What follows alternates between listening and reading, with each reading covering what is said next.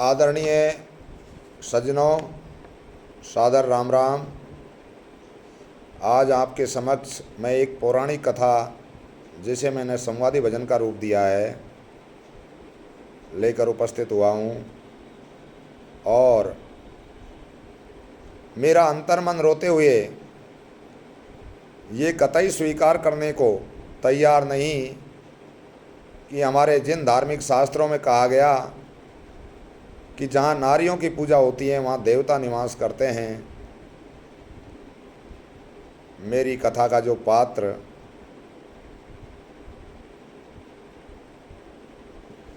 है वह तो कतई इस बात को सिरे से नकारता है।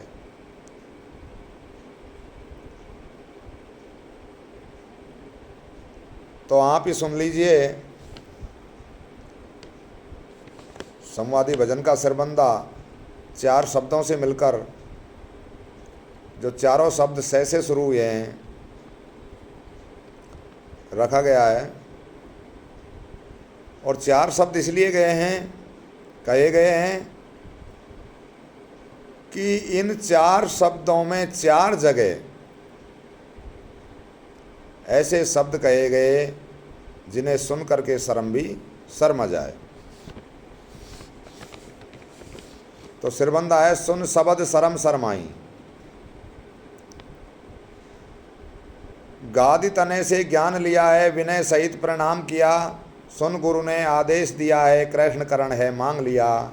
ले आदेश चले फिर मुनिवर, इलाहाबास का गवन किया। राज याति विनती सुनकर मन अपने में मनन किया। प्रिय सज्जनों, विश्वामित्र ऋषि के एक शिष्य हैं गालव ऋषि। उन्होंने विश्वामित्र से शास्त्र ज्ञान प्राप्त करने के बाद गुरु दक्षिणा का निवेदन किया।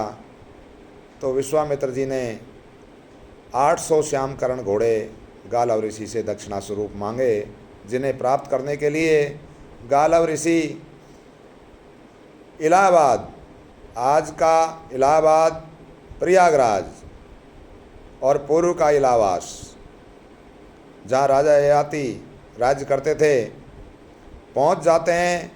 जहाँ गंगा यमुना त्रिवेणी का संगम है, ऐसी पवित्र नगरी में पहुँच करके और मुनिवर राजा से निवेदन करते हैं कि मेरे गुरु की दक्षिणा देने के लिए मुझे 800 श्यामकरण घोड़े चाहिए। राजन, उनकी व्यवस्था करो और मेरी मनोकामना पूर्ण करो। राजा महाराजाओं का, हमारे भारतवर्ष के धनी लोगों का खजाना हमेशा ब्राह्मण, देवता, संत, ऋषि, मुनि, महात्माओं के लिए खुला रहता था। राजा ने विचार किया कि मेरे पास 800 श्यामकरण घोड़े नहीं हैं, लेकिन मुनिवर को मैंने वचन दिया है कि इसका कार्य पूरा करूंगा, तब कैसे करूं।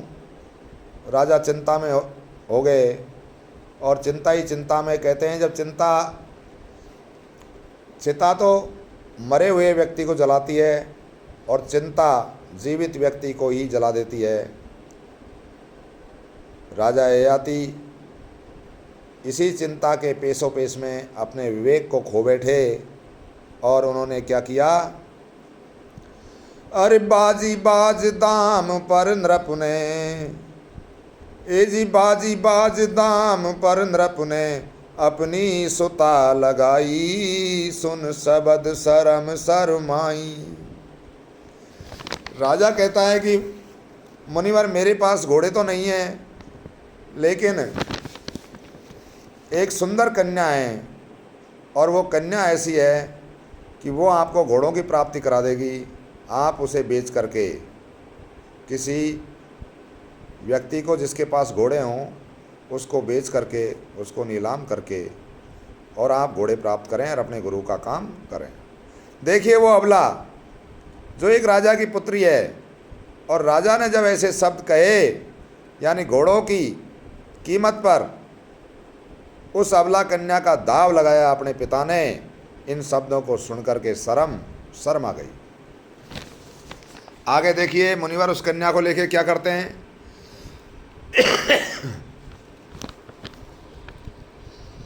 अरे सोरे नारे मुनि गांधर्व असुर सब, सुता देख ललचाते हैं, पूर्ण गुरु के काज करो अब हम तुमको समझाते हैं।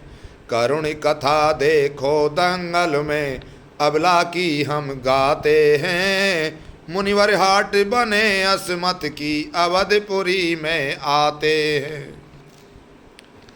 उस कन्या को प्राप्त करने के बाद और वो गालव ऋषि उस कन्या को लेकर के चल देते हैं अपने गुरु के काज को पूर्ण करने के लिए और घोड़े प्राप्ति के लिए।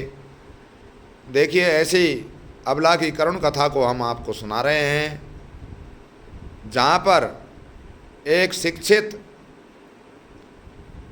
मुनि अस्मत की हाट बन करके और उस कन्या की नीलामी के मार्ग पर अवधपुरी में पहुंच जाते हैं। तो सज्जनों, आगे क्या होता है? उस अवधपुरी में जो राजा राज्य करते थे, उनके यहाँ संतान नहीं थी। उनके गुरु के आदेश अनुसार वो पुत्रेष्टि यज्ञ कर रहे थे ताकि उनके वंश को चलाने वाली संतान पैदा हो जाए। ये गालव ऋषि उस कन्या को लेकर के और अवधपुरी के उस सम्राट के यहाँ पहुँचे, जहाँ वो यज्ञ कार्य में व्यस्त थे, और उनसे कहने लगे कि राजन, मेरे पास एक ऐसी वस्तु है जो आपको 10वें महीने में एक पुत्र देगी, लेकिन उसके एवज में मुझे 800 श्यामकरण घोड़े चाहिए। राजन खुश हो गया, लेकिन संकोच हुआ उसे कि 800 श्यामकरण घोड़े मेरे पास है नहीं और यह मुझे देगा नहीं। भाई, मेरे पास 200 घोड़े हैं, यदि तेरा काम चल जाए तो उस चीज़ को मुझे दे ताकि मेरे पुत्र पैदा हो जाए। फिर तो राजा ने एक ही पुत्र के लिए मैं 10 महीने ही इसको छोड़ूंगा तेरे पास, 200 श्यामकरण घोड़े दे दे और 10 महीने के लिए इसको रख ले, जैसे ही पुत्र हो जाएगा मैं इसको लेके वापस चला जाऊंगा। तो सज्जनों, उस ययाति राजा की माधवी कन्या जिसका नाम था, उसे अवधपति महाराज को सौंप देता है और अवधपति उससे एक पुत्र पैदा करने के लिए 10 महीने का समय मांग लेते हैं। तो अब क्या होता है?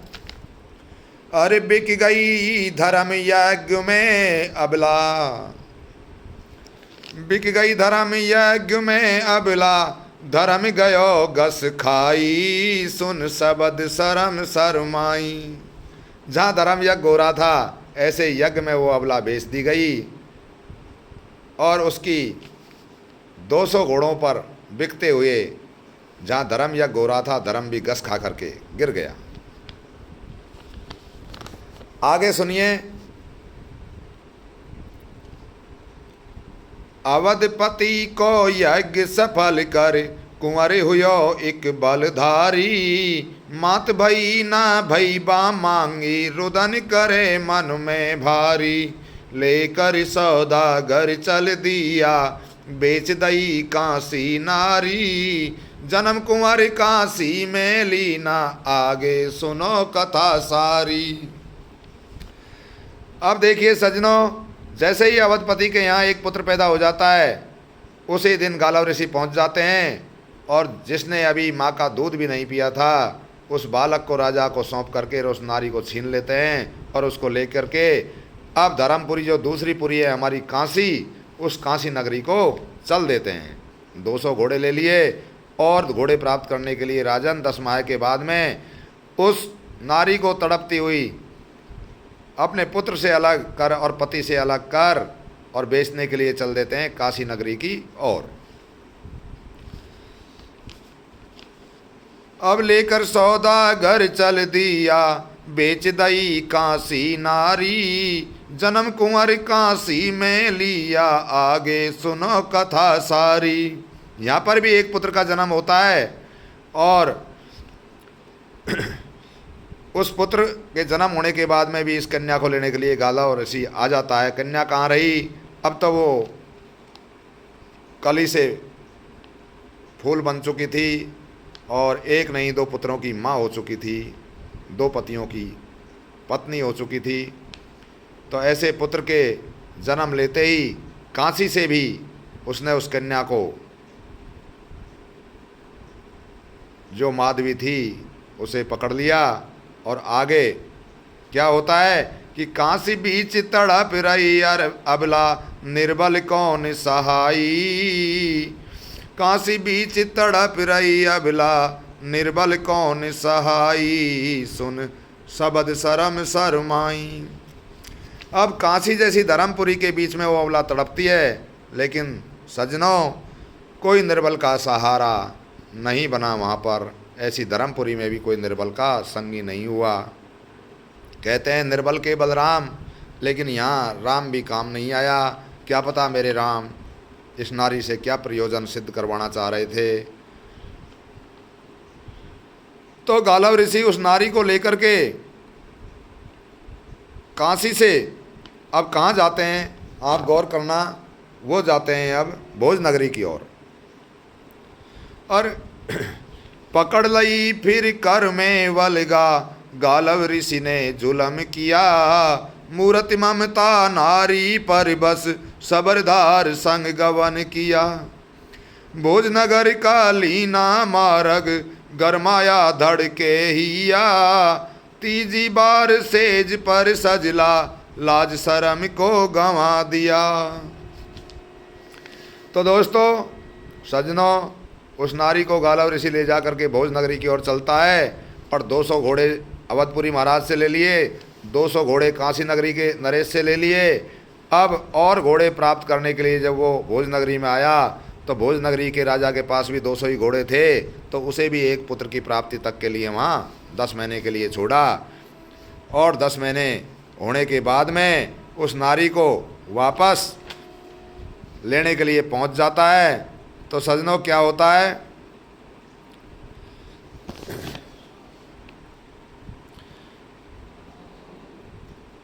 अरे राज उसी नर जन्म कुंवर का, ए जी राज उसी नर जन्म कुंवर का, देख खुशी मन छाई, सुन शब्द शर्म शर्माई। भोज नगरी का जो राजा था उसका नाम था उसीनर। और इसी उसीनर के यहाँ एक कुंवर का जन्म होता है तो बड़ा प्रसन्न होता है। वो भूल जाता है कि जिसने इस पुत्र को जन्म दिया है उसे मैं अब न जाने दूं, उसके साथ और अन्याय न होने दूं। लेकिन बसनों से बंधा हुआ राजा उसीनर गालव ऋषि को, माधवी को पुनः सौंप देता है। तो सजनों, 3 पति और 3 सुतों को, एज 3 पति और 3 सुतों को, छोड़ चली रे फिर दुखियारी। बिकी कौन की सेज सजाई, नाम बताओ सरदारी। चारों पूत पति चारों की, चारों पूत पति चारों की, खोल कथा आगे सारी। घोटक कब कितने आए थे, कैसे मुक्त हुई नारी। अब वो 3 पति और 3 पुत्रों को छोड़ करके और तड़पती हुई, अंतर्मन में रोती हुई, एक गाय की तरह जिसकी वल्गा गालव ऋषि के हाथ में है, उसके पीछे पीछे चारों पूत और तीनों पति और तीनों पुत्रों को छोड़ करके चल दी चौथी सेज पर सोने के लिए, और गालव ऋषि को 200 घोड़ों की और व्यवस्था के लिए। लेकिन कुछ संयोग ऐसा आया सज्जनों कि वो चौथी जगह कहाँ पर जा कर के बिकी, या कहाँ पर जाकर उसने सेज सजाई, वहाँ भी उसके कहते हैं चौथा एक पुत्र और हुआ। और इस प्रकार गालव ऋषि 200 घोड़े यानी 600 घोड़े दे करके और चौथी बार अपनी गुरु दक्षिणा से उऋण हुए। हमारी इस दुखियारी के उन चारों, जो चौथी जगह जाकर के भी मतलब इसके जो पुत्र हुआ और जिस पति के साथ ये सोई, उन चारों पति और चारों पूतों की कथा को खोलने की मैं गुजारिश करता हूँ कि वो कौन नृप थे, कौन उनके पुत्र हुए, जिनसे आगे कैसे वंश चला, इतिहास में उनका नाम कैसे अक्षरों में दर्ज है, और ये जो घोड़े थे वो कब और कितने और कहाँ से आए थे। भाई अवधपुरी, काशी और भोजनगरी में जो घोड़े मिले ये वहाँ पर कैसे पहुँचे, कहाँ से आए, कब आए, क्यों आए।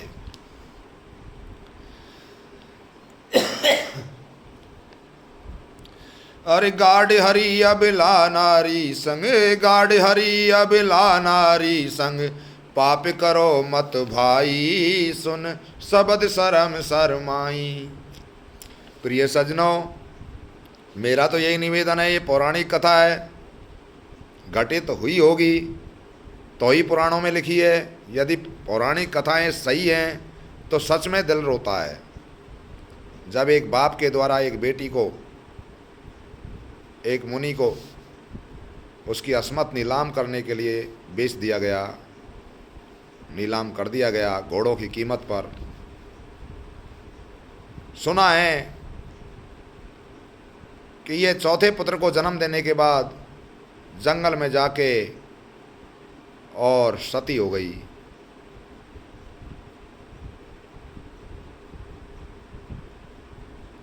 इसलिए सज्जनों, मेरा विनम्र निवेदन है इस भजन के माध्यम से कि वो समय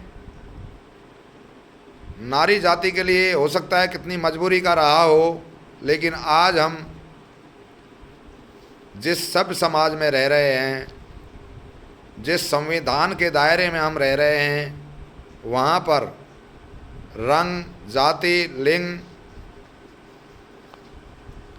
धर्म, संप्रदाय आदि के रूप में भेदभाव नहीं किया जा सकता। इसलिए सज्जनों, माता और बहनों, सभी को आदर दें, माता बहनों को आदर दें, क्योंकि नारी नहीं होगी तो नर कहाँ से होगा। नारी नारायणी है, जगत जननी है और इस सृष्टि की संचालिका है, साक्षात प्रकृति है। इसलिए उसका सम्मान करो और हमारे शास्त्रों में लिखे गए उस सूक्त को सार्थक करो, जहाँ कहा गया है कि जहाँ देवता निवास करते हैं, जहाँ नारियों का सम्मान होता है या नारियों की पूजा होती है, वहीं देवता निवास करते हैं। बहुत बहुत धन्यवाद। आशा है आप सभी हमारी माता बहनों को सम्मान देंगे, उन्हें समानता का अधिकार देंगे, समान समझेंगे, उनकी इज्जत करेंगे, आदर करेंगे और अपने बच्चों को भी इसी प्रकार के शुभ संस्कार देकर महिलाओं की, निर्बलों की सहायता करना सिखलाएंगे। बहुत बहुत धन्यवाद। आपका अपना ही Hari Prasad Meena, train manager, mail express, Gangapur City, संवादी भजन रचनाकार, निवासी पीलवा, तहसील मंडावर, जिला दौसा, राजस्थान।